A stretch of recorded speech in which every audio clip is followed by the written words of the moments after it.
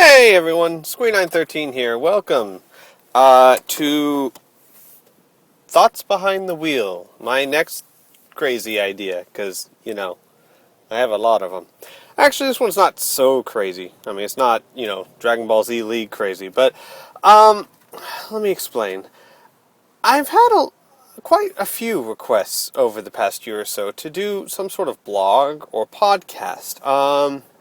For all sorts of different reasons, to status updates, to just talk about how I feel about a variety of topics, or just tell people more about myself. And I've resisted for a while for a couple of reasons. One of them being I think it's kind of arrogant. It's not arrogant, but it makes me feel, cool, they want to know about me, yes, ho, ha, ha, well, I'll tell them all about what I think's important. And to me, it's always seemed kind of, bleh. I'm just some guy on the internet. And yes, okay, I understand there's a lot of people who watch my stuff, but I guess I have trouble accepting the fact that people really would care. But I have lots of requests for it. The other, I guess probably the bigger reason I have neglected to do it or have resisted to do it is because writing a blog is a lot of work, and I'm already writing a lot of stuff. But it occurred to me that I spend a lot of time in my car, sometimes upwards to like an hour and a half a day. I live in a huge metroplex, so going to work and school and running errands and stuff, it can take a while to get places. And it turns out, as you can hear, my iPhone's not that bad at recording. I mean, it's not perfect quality, but I have like a headphones and a microphone, and it records pretty well, even while driving. And so the thought occurred to me, I could just do this, like an audio blog, and make it like a podcast, and just call it Thoughts Behind the Wheel. And of course, if people like it, I'll do it. If people don't like it, I'll stop. It's the way things have always worked. And there's not going to be any real rhyme or reason to it. I'm not going to, it could be every couple of day thing, or once a week, or just I'll upload it when I make it. Who knows? I could yabber on all day, every day, for all I know. But and it won't have any specific topic either. It's just whatever happens to be on my mind at the time. Whatever topic, maybe some current event, or maybe something about history I thought you guys would be interested in knowing, or whatever. I will have a section on my forum about this eventually, whenever I make it. I guess for requests, you can put up a request, like a question you want me to answer, something like that, but that's not a guarantee I'll answer it. It's not like Kingdom Hearts grinding sessions where I'll just go down the list and answer every question. This is more just kind of, throw a suggestion out there, and if I like it, maybe I'll talk about it. But I want this to be more about just whatever's on my mind at the time. Or if I have something I really want to let you guys know. But no, the main purpose of the section of the forum would be for responses, because if I am going to talk about, complex ideas or current events or something, YouTube comments, it's not really very, it's not enough for you to give a good response. It's like, 300 characters, if that. Maybe 150 characters, I don't remember. But anyway, so the forum section would be so that you could respond more in depth to whatever it was I said. And I'll talk about pretty much anything and everything. The one thing I will not touch, as always, is religion. And I want to make this very clear. It's not that I'm some closet religionist or, atheist or Catholic or whatever. I've never let people know what my religious views are. And for one reason. It's simply because religion is such a powerful thing to so many people that if people knew my religious views, it would affect some people negatively or positively. And I don't want that, because my Let's Plays are designed for anyone of any faith, of anything, to watch them and enjoy them. And as sad as it sounds, and it should not be this way, but as sad as it sounds, if people knew my views one way or the other on religion, some people would find it harder to enjoy my stuff if they disagreed with those views. So, by keeping my views a mystery, everyone can just kind of push the issue aside and just watch my Let's Plays and have a good time.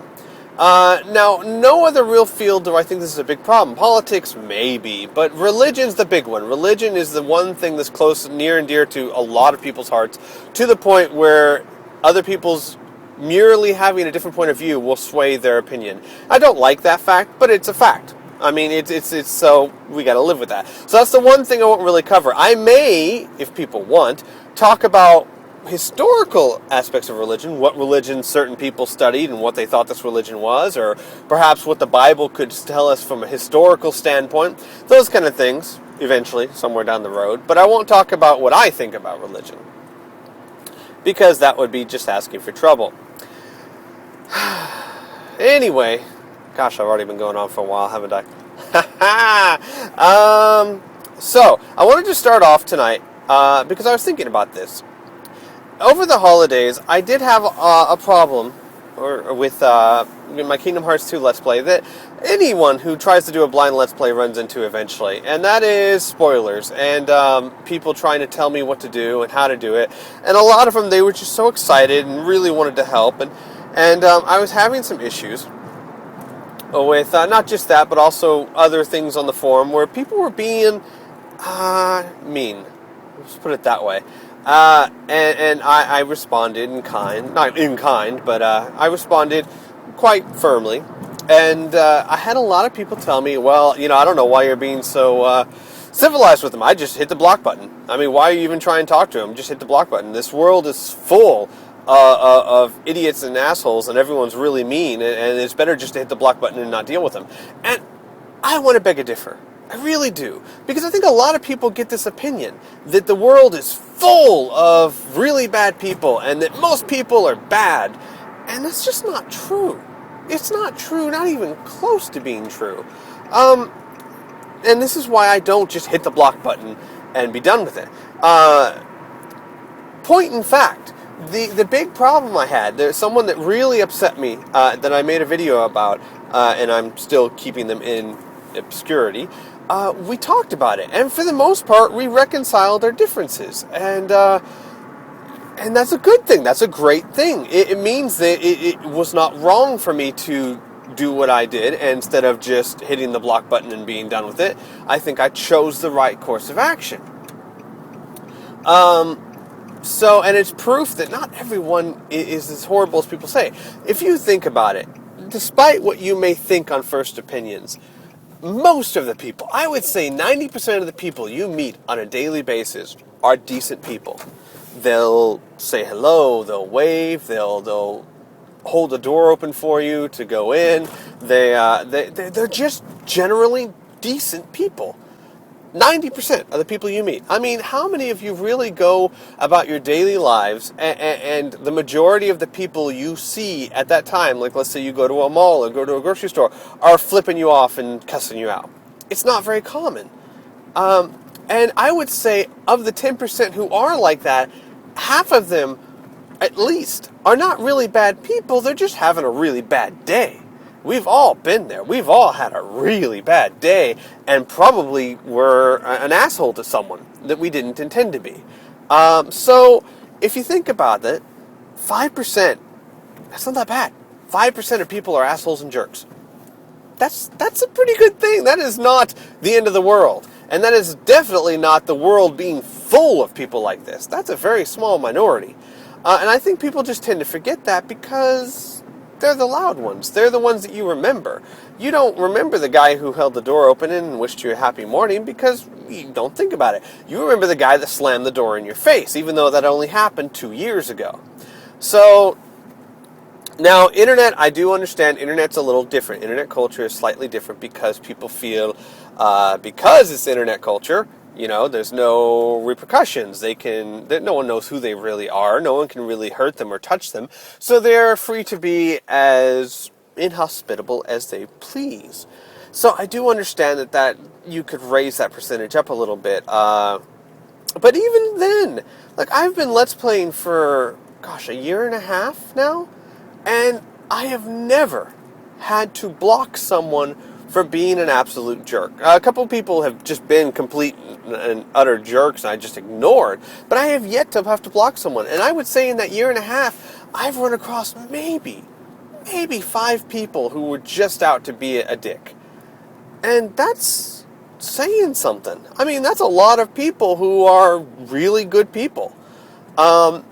Now, forums, I know, I've met a lot of jerks on a lot of forums too, but even then, even on the worst forums, and I won't speak this for truth, but in my experience, even on the worst forums, they're still the minority. The majority of people on a forum will generally treat you in a civil manner. You may have arguments and you may get upset at each other, but for the most part, they're civil people.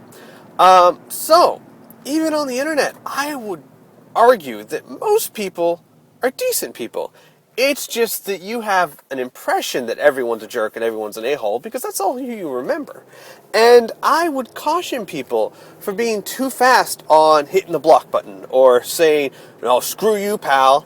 Never gonna talk to you again," because you never know. You never know what you might miss out on. A very good point. And I have Inferno Canuck to thank for this. I once I made a video once about Smudboy. You guys may have heard of him or not. I'm not going to get into the details. But anyway, I was basically arguing against arguments he made for Mass Effect 2. And I had seen on the forum somewhere that someone, you don't know them, I don't even remember who they were, but I had made an argument against him somewhere, and it was really badly done on the actual forum. And I actually made a comment to, I saw someone that did it, but it was such a poor job, I just thought I'd do it myself. And Inferno Canuck actually pointed out, he said, maybe you shouldn't say that because you don't know who they are, and maybe they are actually nice people. You don't want to insult them. You don't know. Maybe they just didn't have the time to make a proper argument. And I thought about that. I said, you know what, that's true. So I took that out, and it turns out that later in the forum, God, I wish I could remember their name. It's not Crow Gamer. Crow Gamer actually made a funny video countering it, but it was someone else. But we actually became kind of friends. We actually started talking and had a good time together. And if I had put that insult in there like I had intended to, which I don't know if it's an insult, but whatever, this would never have happened, and I would have ended up hurting someone's feelings I didn't intend to hurt.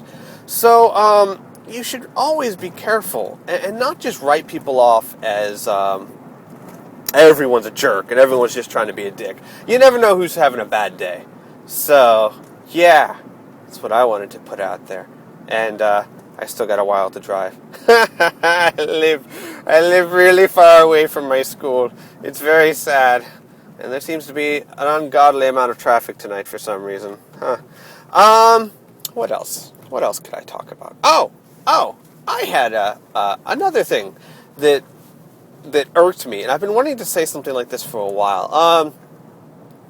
A very good friend of mine, Sister Vigilante, actually the guy who made the Angelo mod for Baldur's Gate 2, made a really hilarious video. He was making fun of Plinkett, which, if you don't know who Plinkett is, he's a guy that makes reviews that makes fun of like the Star Wars prequels and stuff like that. And he made a really funny parody where he sounded like Plinkett. He does a really good impression of him. And he was reviewing the My Little Pony show. And in the review, he said that Seth MacFarlane is the death of media, or is killing media, or TV shows as we know it. And first of all, I want to point out, I don't know if that's Sister Vigilante's real views or not. He was imitating Plinkett, so there's no way to tell if this was just him trying to sound like Plinkett or his actual views. And either way, I have no problems with him having the views. I would just like to debate this fact. The reason he said was because Seth MacFarlane, who is the creator of Family Guy and American Dad, by the way, he tells jokes with no substance, basically. He's really good at just making fun of pop culture and getting a rise out of people and getting a laugh, but there's no real substance to this humor. There's no intelligence to it. And it's killing media because because he was successful, everyone else is copying him now, and all TV shows now are all just cheap pop culture references and jokes with no intelligence, and it's killing our media today. And I have to beg to differ. Not because oh, you're wrong, Seth MacFarlane is brilliant, blah, blah, blah. No, he's absolutely right. Seth MacFarlane is very, very good at telling jokes to get a cheap rise out of you, just to get a cheap laugh. My argument would be that that's not really such a bad thing. I mean, who says comedy or laughter has to be intelligent. Don't get me wrong, I much prefer Eddie Izzard to Seth MacFarlane. Eddie Izzard is a comedian who is incredibly intelligent in his jokes. They throw a lot of history and thought and philosophy into them. But that doesn't mean I don't laugh at Seth MacFarlane's jokes, nor does it mean that Seth MacFarlane's jokes need to have any sort of intelligence to them. Laughter is laughter. If it makes you laugh, it did its job. And that's what I feel. There's no law saying that Seth MacFarlane has to have intelligent humor. In fact, maybe he's smart enough to know, you know what, this is what I'm good at, this is what I'm going to do. I'm not good at intelligent humor, I'm good at fart jokes, and I'm really good at them. So that's what I'm going to go with. And I would say that bravo for him for knowing what his limits are. I mean, I don't know if he really feels that way or not, but the point stands. And if everyone else is copying him, that's not his fault. He didn't ask everyone else to copy him. He just knew what his talents were, brought his talents to the populace. The public absolutely ate it up, and everyone else said, oh, well, this is the way to go. That's not his fault. If you want to blame anyone, you should blame the mass public. And this gets to my next point. How is it destroying media if the majority of the people love it and want to go in this direction? Oops. Oh, my microphone fell. I love this, and this is like a big thing that happens like with Mass Effect debates and all that. Well, the games, or the game industry as a whole, games are getting dumbed down, and it's destroying the whole gaming, games in general. It's destroying games for everyone. No, it's not. It may be destroying games for you, particularly just you, but the whole reason why games are getting dumbed down, if that's what you want to believe they are, is because that's what the majority of the people want. If the majority of the people want shows like Family Guy, how is that a death to media? That is simply an evolution to match what the majority populace wants. Now, that may not be what you want, but so? I'm sorry. I mean, it may not even be what I want, but tough noogies. These corporations that do these shows, that do shows like Family Guy with cheap humor, or that dumb down video games, even though I would argue that that's not really even the case, but dumb down video games, like you're saying, are not idiots. They're very, very intelligent. That's how they become million and billion dollar corporations. They are very, very good at knowing what the public wants. And if you honestly think you know better than they do, I'm sorry, but you're sadly mistaken. And if dumbing a game down is going to get them better views, then it's going to get them better views. And that's not a death of media, that's just an evolution of media, and it happens all the time. And if you don't like it, again, I'm sorry, I may not even like it, but that's the way the cookie crumbles. I hate people that because to me it smacks of arrogance or elitism. When someone says, well, because of the dumber population, they're ruining games for everyone. No, really, they're just ruining games for you and your clique and your select few.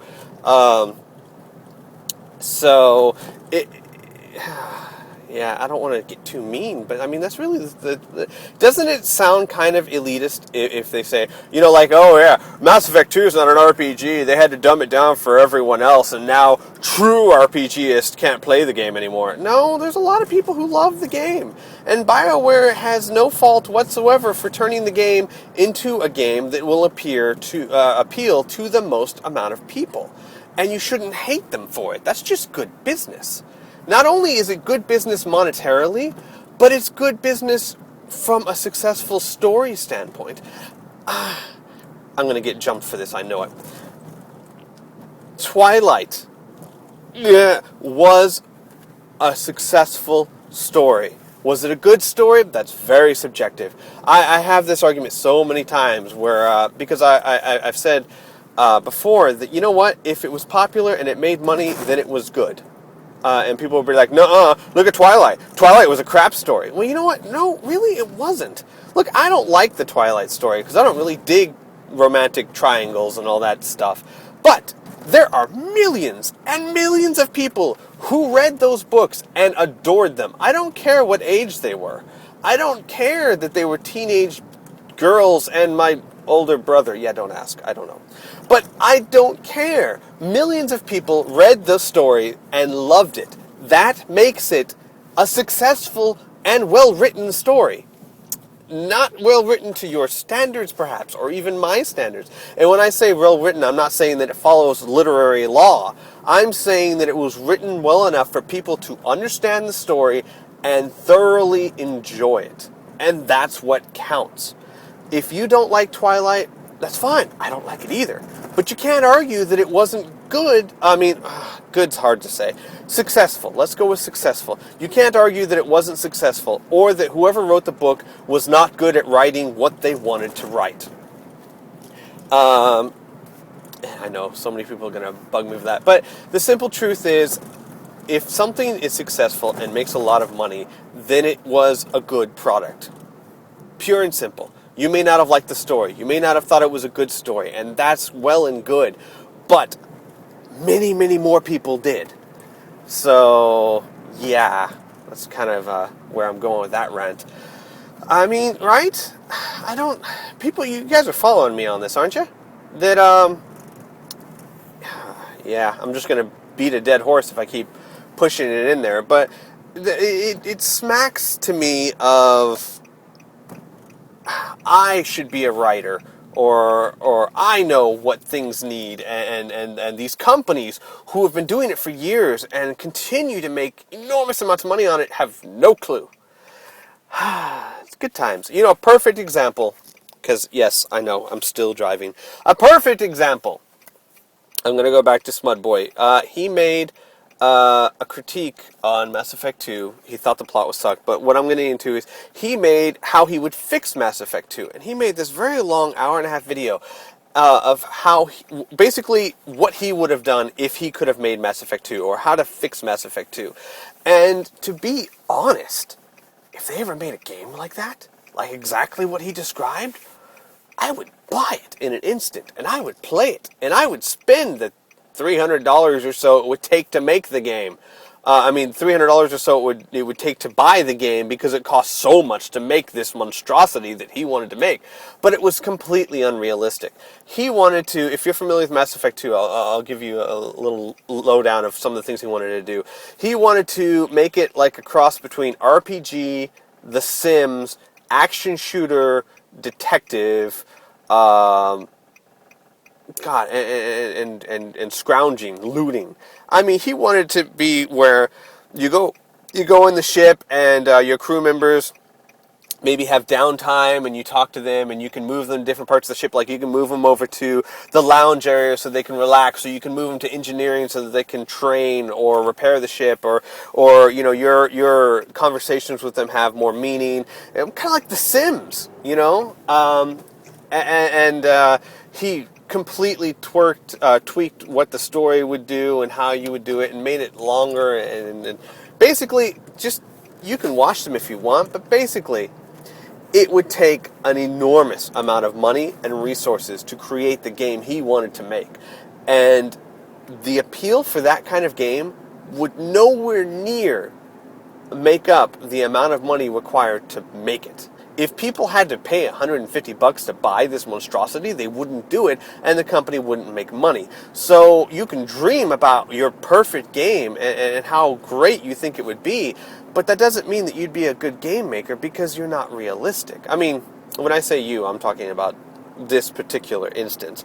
But it covers so much more. People that think, well, I would have done it this way or that way. And the simple truth is that most of us don't know what's involved in even writing a book.